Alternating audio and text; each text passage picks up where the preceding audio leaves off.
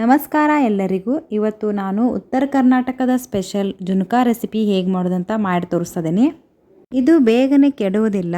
ನಮ್ಮೂರ ಕಡೆ ಎಲ್ಲ ಟ್ರಾವೆಲ್ ಮಾಡುವಾಗ ಈ ಜುನ್ಕದ ರೆಸಿಪಿಯನ್ನು ಮಾಡ್ಕೊಂಡು ಹೋಗ್ತಾರೆ.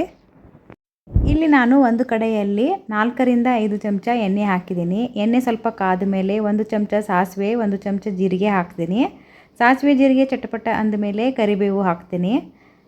ಈಗ ನಾನು 1 ಚಮಚ ಬಿಳಿ ಎಳ್ಳು ಹಾಕ್ತಿದ್ದೀನಿ. ಬಿಳಿ ಎಳ್ಳು ಹಾಕೋದರಿಂದ ಜುನ್ಕಕ್ಕೆ ತುಂಬ ಟೇಸ್ಟ್ ಬರುತ್ತೆ. ಈಗ ನಾನು ಸ್ವಲ್ಪ ಹಿಂಗು ಮತ್ತು 1/2 ಚಮಚ ಅರಿಶಿನ ಪೌಡರ್ ಹಾಕ್ತಿದ್ದೀನಿ. ಅರಿಶಿನ ಪೌಡರ್ ಹಾಕಿದ ಮೇಲೆ ಗ್ಯಾಸ್ ಆಫ್ ಮಾಡಬೇಕು.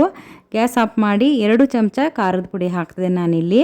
ಗ್ಯಾಸ್ ಆಫ್ ಮಾಡೋದರಿಂದ ಖಾರದ ಪುಡಿ ಹೊತ್ತೋದಿಲ್ಲ. ಒಬ್ಬರೊಬ್ಬರು ಬೆಳ್ಳುಳ್ಳಿ ತಿನ್ನೋದಿಲ್ಲ, ಸೊ ನಾನು ಇಲ್ಲಿ ಬೆಳ್ಳುಳ್ಳಿ ಹಾಕ್ತಾ ಇಲ್ಲ. ಬೇಕಿದ್ರೆ ನೀವು 4 ರಿಂದ 5 ಬೆಳ್ಳುಳ್ಳಿ ಹೆಸರನ್ನು ಜಜ್ಜಿ ಕೂಡ ಹಾಕ್ಬೋದು.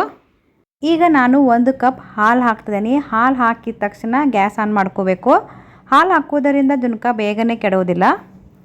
ಈಗ ನಾನು ರುಚಿಗೆ ತಕ್ಕಷ್ಟು ಉಪ್ಪು ಮತ್ತು ಸ್ವಲ್ಪ ಸಕ್ಕರೆ ಹಾಕ್ತಿದ್ದೀನಿ. ಸ್ವಲ್ಪ ಹಾಲು ಬಿಸಿ ಆದ ತಕ್ಷಣ ನಾನು ಇಲ್ಲಿ 1 ಕಪ್ ಕಡಲೆ ಹಿಟ್ಟನ್ನು ಹಾಕ್ತಿದ್ದೀನಿ. ಕಡಲೆ ಹಿಟ್ಟು ಹಾಕಿ ಕಂಟಿನ್ಯೂಸ್ ಆಗಿ ಕೈ ಅಲ್ಲಾಡಿಸ್ಕೊತಿರ್ಬೇಕು.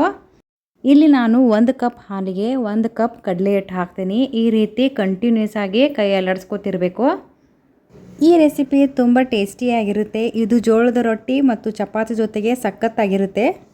ಈ ರೀತಿ ಕಂಟಿನ್ಯೂಸ್ ಆಗಿ ಕೈ ಅಲ್ಲಾಡಿಸ್ಕೊತಿರ್ಬೇಕು. ಒಂದು 2-3 ನಿಮಿಷ ಬೇಯ್ದಾದ ಮೇಲೆ ನೋಡಿ ಈ ಥರ ಗಟ್ಟಿ ಆಗುತ್ತೆ. ನೋಡಿ ಹಿಟ್ಟೆಲ್ಲ ಕೆಳಗಡೆ ಅಂಟ್ಕೋತದೆ. ಈ ರೀತಿ ಅಂಟ್ಕೋಬಾರ್ದಂತ ನಾನು 1 ರಿಂದ 2 ಚಮಚ ಎಣ್ಣೆ ಹಾಕ್ತೀನಿ. ಎಣ್ಣೆ ಹಾಕಿ ಒಂದ್ಸಲ ಚೆನ್ನಾಗಿ ಮಿಕ್ಸ್ ಮಾಡಬೇಕು.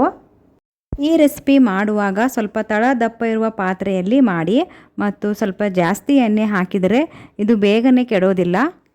ಟ್ರಾವೆಲ್ ಮಾಡುವಾಗ ಚಪಾತಿ ಜೊತೆ ಈ ರೆಸಿಪಿಯನ್ನು ಮಾಡ್ಕೊಂಡು ಹೋದರೆ ತುಂಬಾ ಚೆನ್ನಾಗಿರುತ್ತೆ.